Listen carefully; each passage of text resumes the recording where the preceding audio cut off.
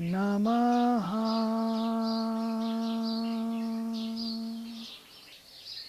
आज पूरे विश्व में हमारे हनुमान जी महाराज का जन्मोत्सव मनाया जा रहा है, उनका प्राकट्य दिवस है। इतनी सारी दिव्य लीलाएं, दिव्य कथाएं उनके जीवन से मिलती हैं। सच मानो आज की 21वीं शताब्दी में यदि लाइफ मैनेजमेंट के मंत्र लेने हों तो हम हनुमान जी से सीखें। कैसे सुंदर उनका जीवन, कितने विनम्र, ना कोई अकड़ पर पकड़ इतनी कि पूरा विश्व आज उनकी पकड़ को पहचानता है और जानता है।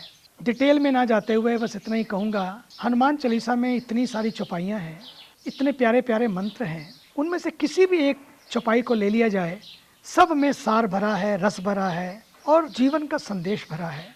एक मंत्र लेते हैं, विद्यावान गुणी अति चातुर, राम काज करिवे को आतुर।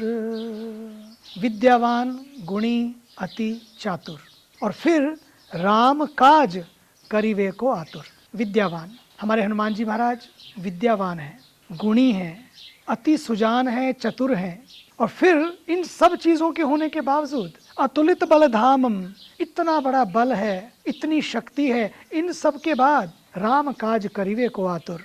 लक्ष्य एक ही है, इदम राष्ट्राय स्वाहा इदम नमम, इदम श्री रामाय स्वाहा इदम नमम।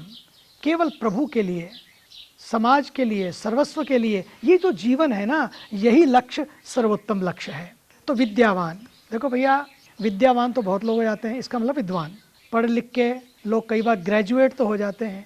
People are educated today but they are not cultured. बड़े बड़े लोग हैं, पढ़ लिख जाते हैं, लेकिन पढ़ लिख जाने के बाद भी कितनी बड़ी समस्याएं कई बार खड़ी हो जाती हैं। इसलिए विद्वान होना बहुत अच्छी बात है, विद्यावान होना बहुत प्यारी बात है, लेकिन सबसे बढ़िया बात है उस शिक्षा के साथ साथ मेरे भीतर संस्कार भी आए।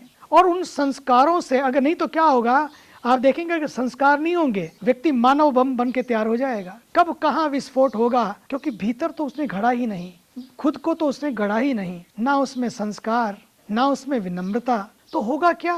बात बात में गुस्सा, बात बात में खुद को खो जाना, ना कोई एंकरिंग है, ना ग्राउंडिंग है। तो विद्या पढ़ें, शिक्षा लें, लेकिन उसके साथ साथ जीवन की दीक्षा भी लें। शिक्षा और दीक्षा का संगम है व्यक्ति का जीवन। इसलिए हमारे यहाँ पर मातृदेवो भव, पितृदेवो भव, आचार्य देवो भव, क्योंकि सबसे पहला घर संस्कारों की पाठशाला होता है। घर से संस्कार शुरू होते हैं और फिर घर में माता पिता, इसलिए मातृदेवो भव, पितृदेवो भव, आचार्य देवो भव। घर में संस्कार शुरू होते हैं, घर ही पहली संस्कारों की पाठशाला, और फिर उसमें भी माता पिता के आचरण से संस्कार बनते हैं। जैसे माता पिता आचरण करेंगे, आज माता पिता को भी कई बार समय नहीं मिल पाता है, इसलिए अपने बच्चों के लिए समय निकालें, बहुत जरूरी है। बिजी होकर क्या करेंगे? पैसा ज़्यादा आएगा, मकान बड़ा बनेगा, मर्सिडीज आएगी, मेंशन होगा, महंगे मोबाइल फ़ोन होंगे, बस इतना ही ना। लेकिन पक्का मानिए, यदि कार तो बड़ी बड़ी खरीद लेंगे, लेकिन संस्कार कहाँ से लाएंगे? अगर बच्चों में संस्कार नहीं होंगे तो बच्चे बेकार हो जाएंगे।